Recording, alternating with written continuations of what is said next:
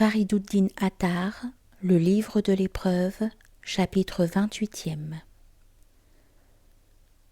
Le pèlerin, oppressé, le visage empourpré de sang, arriva devant l'homme et dit : « Ô toi, le soleil de la clairvoyance, toi le pôle de toute la création, tu as accepté le dépôt du trésor, tu en es le gardien loyal. De ce monde et de l'autre, tu es le maire. Ô merveille, tu es au-dessus des deux mondes.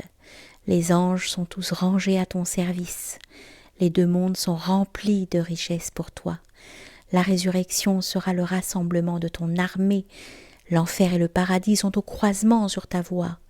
La parole et la vision de la présence te sont donnés. Ces mots « sois » et « il fut » en sa puissance furent prononcés pour toi.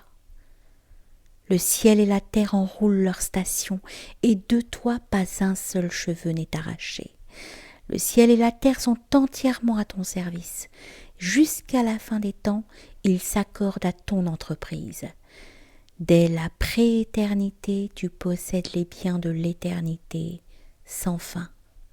Et le meilleur des biens, cela tu le réclames. Par toi, témoin du trésor, homme de l'épreuve, la vérité, ce trésor caché, se manifeste.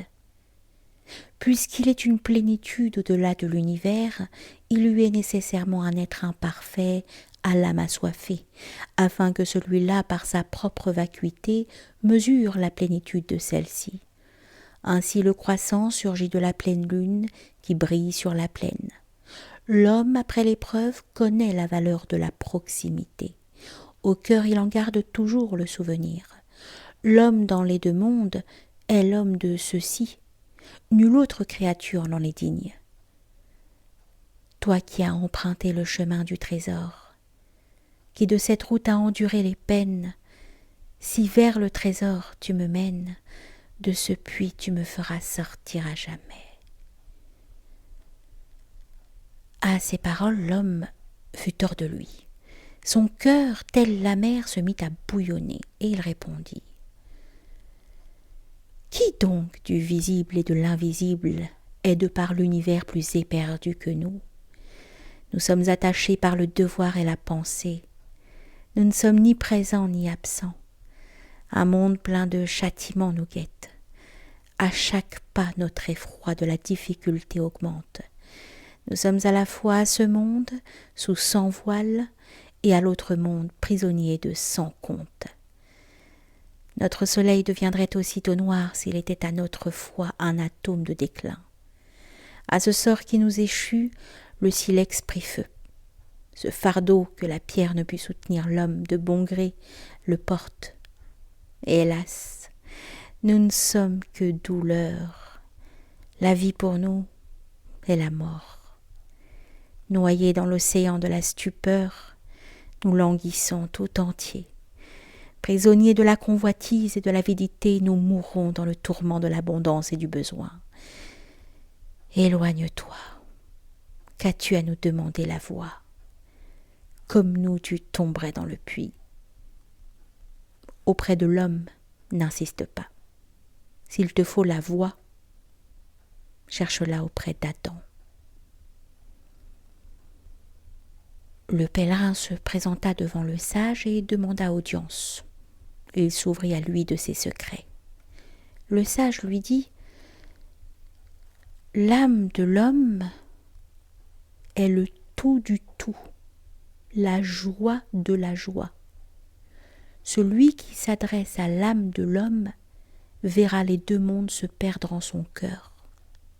Celui qui accède au monde de l'âme trouvera par le chemin de l'âme la voie vers l'aimé. L'une et l'autre voie ne font qu'une, mais il faut d'abord trouver celle de l'âme. Il est de l'âme à l'aimer un chemin secret, dérobé au monde. L'âme au prix de 1000 peines accède à lui et furtivement voit sa face. À celui qui déborde d'ardeur, il est permis d'apercevoir sa face.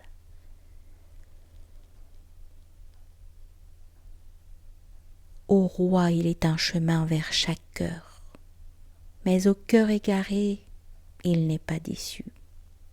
Si hors du cœur le roi est étranger, ne t'attriste pas, car à l'intérieur, il a sa demeure.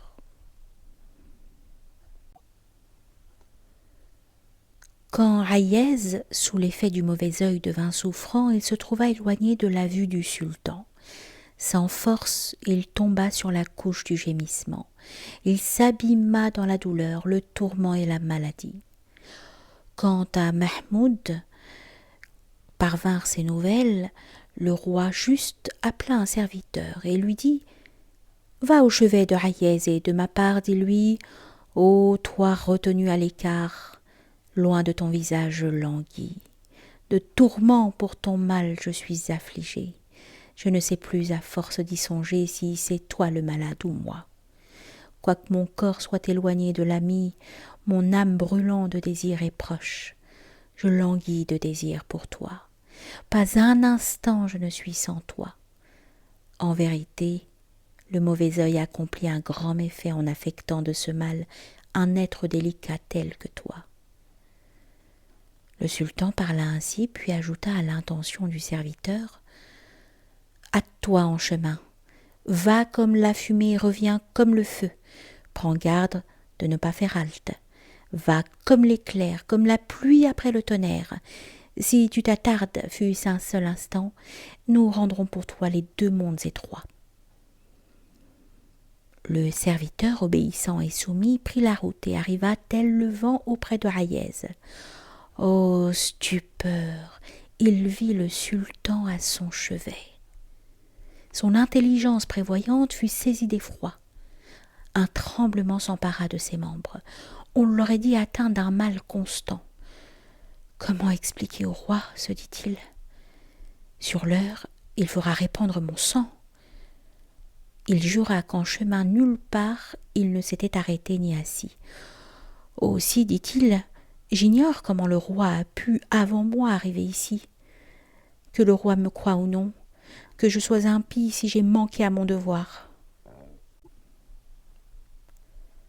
Le roi lui répondit « Toi qui ignores le secret, comment, ô serviteur, y accéderas-tu? Il est pour moi vers Hayez un chemin dérobé, car je ne saurais un instant être privé de son visage. Par ce chemin, je viens à lui cacher au regard, afin que personne au monde n'en soit informé. Il est entre nous maints sentiers de la sorte, et nos âmes partagent maints secrets. En apparence, je demande de ces nouvelles, en réalité, derrière le rideau, je suis informé de lui. À ceux du dehors, je demande le secret. À l'intérieur, mon âme s'entretient avec lui. Lorsque l'âme est totalement annihilée dans l'aimer, elle s'identifie à l'aimer. Quoiqu'à l'extérieur il y ait reflet de dualité, il n'est à l'intérieur qu'unité. Ainsi deux cordes, une fois torsadées ensemble, n'en font plus qu'une. Mahmoud et l'aimable Hayez étaient tous deux à jouer au maï sur la grande place de Ghazna. Ils jouaient ensemble comme au jeu du bel amour. Tantôt l'un élançait son cheval, tantôt l'autre. Tantôt l'un frappait la boule, tantôt l'autre. Sous le désir ardent de l'esclave et du roi, le ciel se fit le maillet et la lune la boule. La place était entourée d'une foule de spectateurs fascinés par ces ébats. Lorsque s'arrêtèrent ces deux tourtereaux, ils se tinrent l'un à côté de l'autre.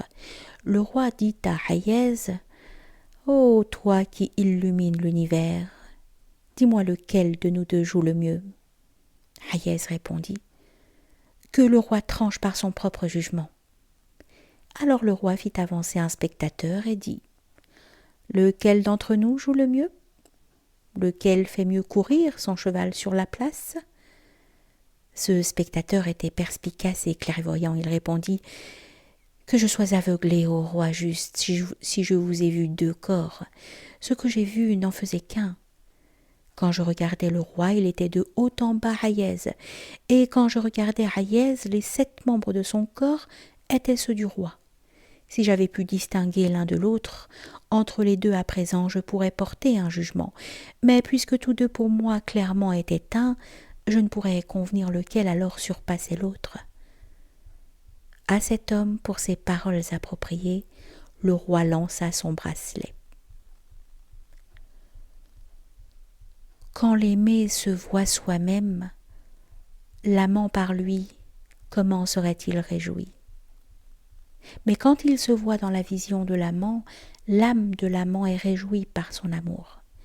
Il faut qu'amant et aimé se voient l'un dans l'autre, afin d'être réjouis mutuellement, que tous deux se rejoignent hors de la dualité, afin de n'être plus qu'un.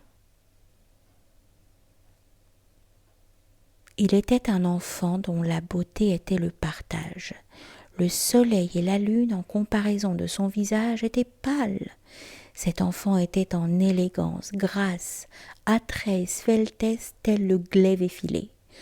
Tout ce qu'il avait, ô merveille, personne d'autre n'en était pourvu. À son apparition, seul un mort n'eût pas été aussitôt épris. Il advint qu'un homme, constant comme le roc, s'éprit d'amour pour cet enfant. Dans la perfection de l'amour, il l'élut pour aimer. Tout ce qu'il possédait, il le perdit sur la voie. Pour tout bien, il se contenta du tourment de l'aimer. Bref, cet enfant exquis était allé au bain. À la porte de l'établissement, il aperçut son visage dans le miroir. Il vit en vérité un visage beau comme la lune. On aurait dit à cette double image 2 soleils, ou encore 2 lunes descendues sur terre. Incomparable lui parut la beauté de son propre visage. Le cœur centuplé, il tomba amoureux de lui-même. Il souhaita que son amant vît ce visage ravissant. Il se dirigea gracieux et fier vers lui. Sur son visage de lune, il plaça un masque. Le soleil autrement eût été embrasé de désir. L'amant, à la nouvelle de sa venue, courut tel le calame à la rencontre de l'enfant et dit « Seigneur, quel jour faste! On dirait mon infortune assoupie. Mais pourquoi as-tu pris cette peine? Comment es-tu venu? Pour quelle affaire es-tu sorti ?» L'enfant répondit « Je me trouvais lune radieuse au bain quand j'aperçus mon visage dans le miroir. Mon image m'apparut si belle que j'en tombai comme toi amoureux. Mon cœur aussitôt exigea que parmi toutes les créatures de l'univers, nul autre que toi ne vît ce visage. C'est pourquoi j'y plaçai un masque, afin que toi seul en perçus l'éclat. » Sur ce, l'enfant ôta le voile.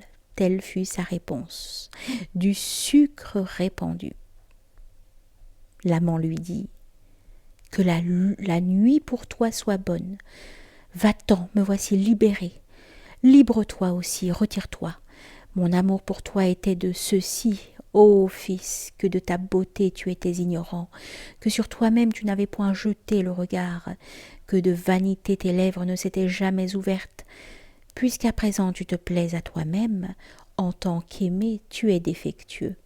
Me voici de ce fait libéré, contente-toi de toi-même. Amoureux de toi-même, sois ton propre amant. » Il n'est pas permis à l'aimé de se voir soi-même. Il lui faut se voir dans la vision de l'amant. Telle est la loi pour l'aimer. Quelle est celle pour l'amant? L'errance dans le sang, l'impatience constante. Que l'amant soit donc fébrile, que son cœur soit la foudre et ses yeux le nuage. Celui qui en amour s'avère patient n'est pas amant. Il est de l'aimer combien éloigné.